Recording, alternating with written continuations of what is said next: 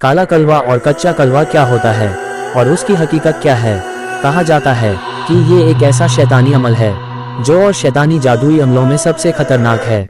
कहा जाता है यह अमल आम जादूगरों के बस की बात नहीं, सिर्फ तजुर्बेकार हिंदू तांत्रिक ही इस अमल को अंजाम देने की जुर्रत करते हैं, लेकिन जब वो अपनी जान को खतरे में डालने के लिए तैयार हों, क्योंकि अगर एक मामूली सी भी गलती हो जाए तो ये अमल पलटकर खुद आमिल को ही निगल जाता है।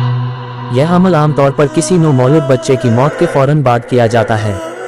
जब किसी गांव या इलाके में किसी बच्चे की मौत होती है तो बाज़ तांत्रिक खुफिया तरीके से उसकी निगरानी शुरू कर देते हैं। जैसे ही बच्चे को दफनाया जाता है, ये लोग दूर खड़े होकर पूरे वक्त पर नजर रखते हैं। जैसे ही अंधेरा होता है और सब लोग कब्रिस्तान से लौट जाते हैं, तांत्रिक अपनी थैली, सनाइन और चक्रदातों से लैस होकर वापस आता है।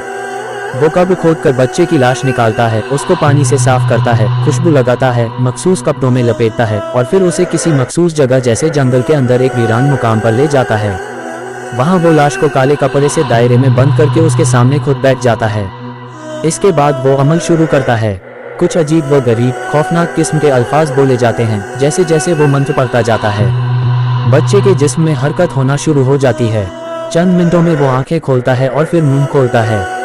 कहा जाता है कि ये हस्ती कोई शैतानी जिन या फिर अनोखा हवादार वजूद होता है, जिसे तांत्रिक मखसूस मंत्र के जरिए जिस्म में दाखिल करता है। वो मर्द मुजरिम तांत्रिक के हुक्म पर अमल करता है, चाहे किसी की ताकत का सबसे बड़ा इल्जाज हो, उसको मार देना हो या किसी को पागल कर देना हो, ये हर काम बजा बजा कर करता है। ऐसे भी कई कहानियां सुनने को मिलती हैं जहां तांत्रिक लाश की जगह खुद लाश बन गए। कच्चा कलवा के बारे में आवाम को बहुत कम मालूमात हैं, क्योंकि यह अमल इतना भयानक है कि उसका जिक्र करना भी महफूज नहीं समझा जाता है।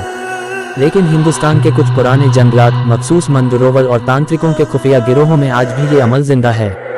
कहा जाता है कि अगर किसी वीरान रास्ते पर रात को आपको कोई बच्चा फूलों का गुलदस्ता लिए खामोशी से खड़ा दिखाई दे तो इससे नजरें मिलाने की भी कोशिश ना करें। क्या मालूम वो बच्चा कच्चा कलवा बच्चा हो और उसके पीछे कहीं कोई तांत्रिक बैठा अपना नाम लेकर मंत्र पढ़ रहा हो।